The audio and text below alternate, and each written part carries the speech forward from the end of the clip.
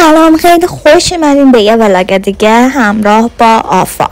خب دوستای گلم، همونطور که میدونین من هر دوشنبه و چهارشنبه یک سری اطلاعات راجع به جاهای دیدنی و همینطور فعالیتایی که شما میتونین توی مادرید اسپانیا انجام بدین رو به اشتراک میگذارم.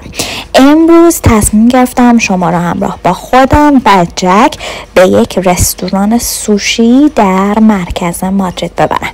این رستوران اسمش کایتن هستش و فقط در زمینه سوشی فعالیت میکنه و یک آفر خیلی جالبی در اختیارتون میذاره و اون هم این هستش که شما میتونید یک رزرو 1 ساعته داشته باشین و توی اون 1 ساعت به میزان نامحدود و بدون هیچ گونه لیمیتی هر قدر که دلتون بخواد سوشی و یا بقیه خوراکی هاشون رو بخورین. فقط یک قانون دارن و اون هم این هستش که اگر غذایی باقی بمونه باید هزینه‌اش رو جدا پرداخت کنید.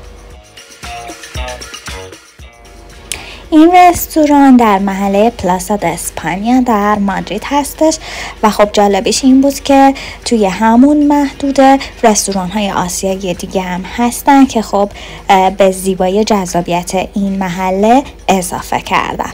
من قطعا اینجا رو بهتون پیشنهاد میدم. اگر دوست داشتید و مادرید بودید یا اومدید حتما برید و نظرتون رو برام توی کامنت ها بنویسید.